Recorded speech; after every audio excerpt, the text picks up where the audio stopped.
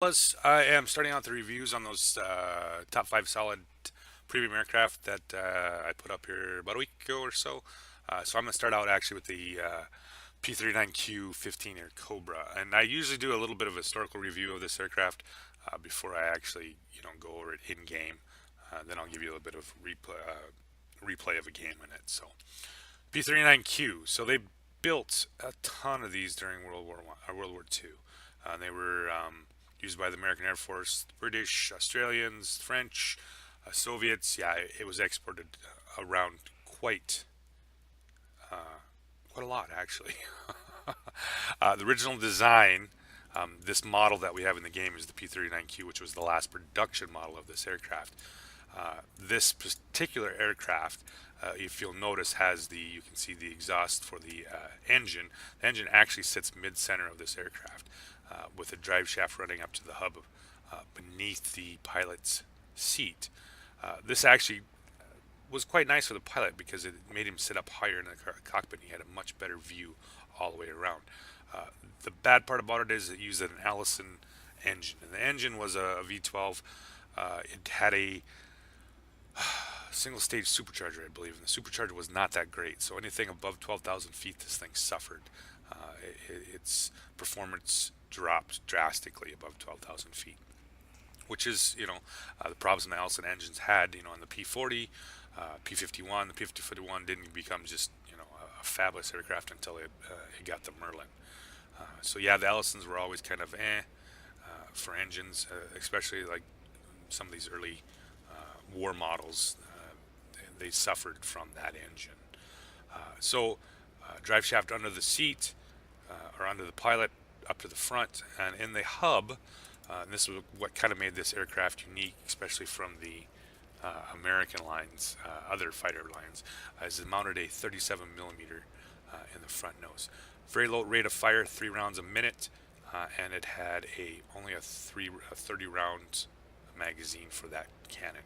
But what was nice about it was that it was mounted center line, so it was very easy to aim. Yeah, just kind of a point and shoot, right? It also had tricycle landing gear, which was kind of unusual at the time. With this fact that the engine was mounted in the back, gave it a very nice, streamlined look. So it was kind of like I said, once again, an oddball. More than anything, that engine really kind of let it down, at least for Western Europe.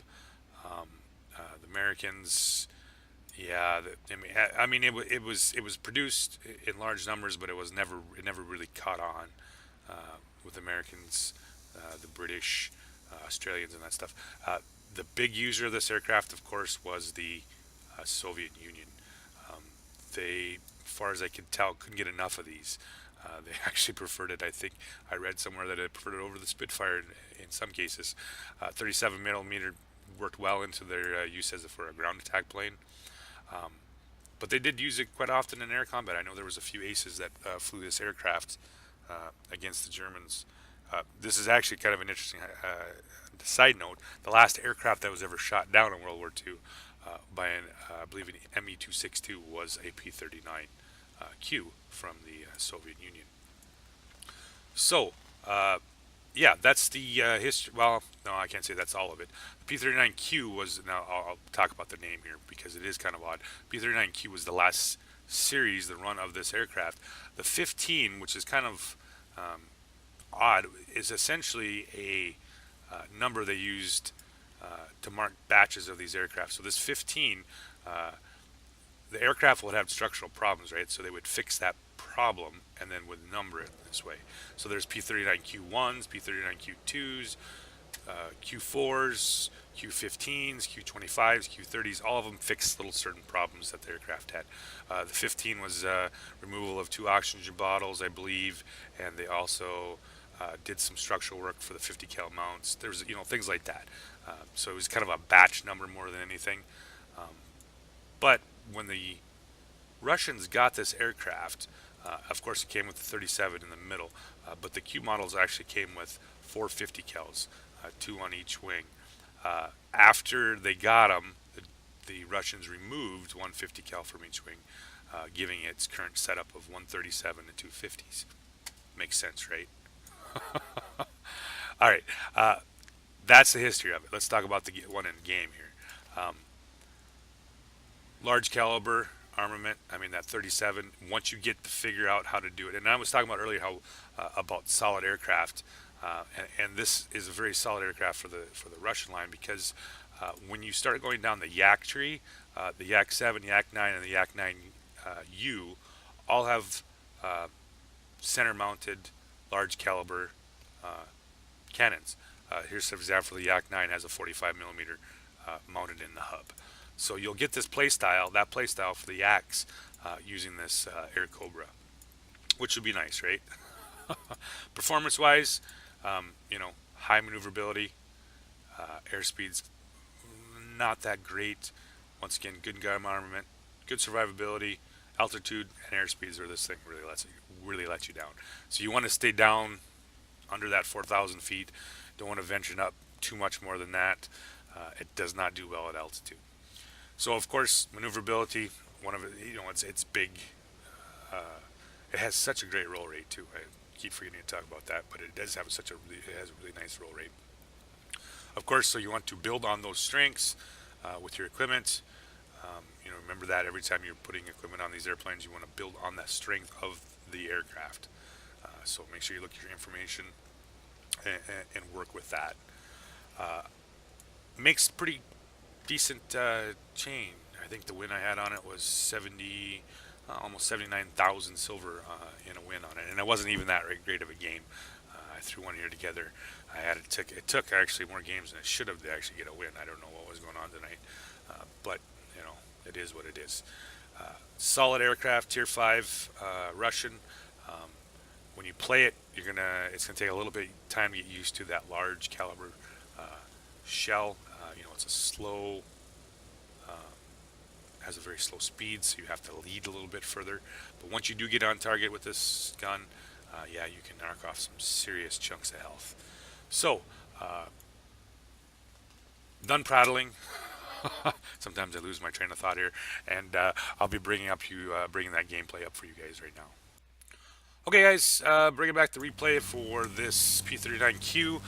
The other part of the maneuverability of this thing, it has excellent roll rate on it. You switch directions very quickly with it. Start out the game right away, start gaining some altitude, because you never know what's going to find over here on top of these caps. If it's going to be a bunch of heavy fighters, I tend to be up a little high, dealing with those, just in case I do run in them. Asking for a GA, we'll see if we get one. Instead, continue to push on, get my altitude up a little bit, just in case you find something. Fortunately for me, there is no one here, so it gives me a little bit of altitude advantage, and down I go. With these 37s, it's with the slow rate of fire. It takes a little bit of time to get used to it. But like you said right there, just that one nice little pass on it knocked him down to 18 hit points. When it does hit hard. Pull back around on him. No target. Ooh. Run into one of their enemy pilots. And you can see, I talk about the maneuverability, right in on that German fighter. Rolled over quickly. And he's actually played a little bit of the zoom and boom. Got up high, but then failed to actually run away. This 37 does have quite a bit of range. It's just hitting with it. I've hit some targets out in the white. Obviously, when it's red like that, it's supposed to be within your range. But you can make some pretty long distance shots, kind of like a little bit of a sniper rifle on this thing. Pull over, and you can see, of course, how quickly this thing heats up. Put a couple shots into him. Now it's time to let that 37 cool down, and it cools down pretty quickly here. Find myself a GA, and if you can get that, like I said, you get that 37 on target, these GAs go pretty quickly. Same way with heavy fighters, if you can keep them pummeling. The 250s themselves aren't going to do a whole lot against some of these high HP targets, but like I said, you can just see here as I get that 37 on target, how quickly it takes out HP. Pull back around, finally lock this out, and I was thinking about actually taking off here, but the enemy was nice enough to keep just coming back in here and giving me me some targets. He's actually looking for one of my friendly pilots, so I'm all about the clearing tail here. He gets away. Just get the last shot, I do believe, on that one. Once again, incoming pilots. You'll see me stay down here on the deck a lot in this game, just because the altitude performance on this thing is just, you know, it takes a long time to get to altitude unless you're there and you can stay there. Yeah, it's best just to kind of play down here a little bit lower. It just does not do well against, you know, say if I got into a fight with this BF-109E, say above 5,000 feet, he's gonna eat me if he plays it well. So yeah, not a high altitude fighter. It does match up the play styles I was talking about earlier with, you know, when you first start out, the turn and burn type play style works very well. So you know, once again, play off that strength of this aircraft. Enjoy the 37, because like I said, once you hit, never go head to head with a never go head to head with a heavy fighter, especially a bullfighter. Bad news. And actually, even the rear end's even worse too. See if I can get a couple shots on him and turn away. Tail's damaged. You know, and the module damage isn't probably any worse than the other aircraft. It's probably at least a little bit better, actually. They're fairly tough aircraft when it comes to that kind of stuff. Pull back down on this guy. Looking to find clean him up a little bit. Got another one above me. Flip over. Yeah, I mean, you can tell, like, just by the play style of this thing, the maneuverability is excellent. Roll rate's excellent. And when you do get that 37 to actually hit, it will wreck face. And typically, what I like to do with the 37, if you can get it, is not try to hit them in a turn. It works much better when you can get them to get a nice, when they're flying away from you, just like that right there, where I got him, you know, straight ahead of me and he's not turning. It's a lot easier hit with that 37 if he's playing like that. So, you know, just a little bit of advice, I guess, if you're not used to using these high caliber guns. Of course, the shell speed, I should say, on this 37 millimeter is very slow. So you have to lead a little bit further than your 50 cals, so that which can be some kind of an issue. Doesn't necessarily mean that your 50 cals are going to hit. You know, it just means that it's a little. It doesn't.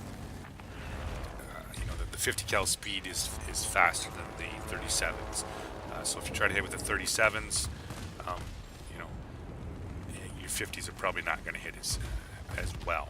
So pull back in on this last guy, finish him off. We pretty much just own this match.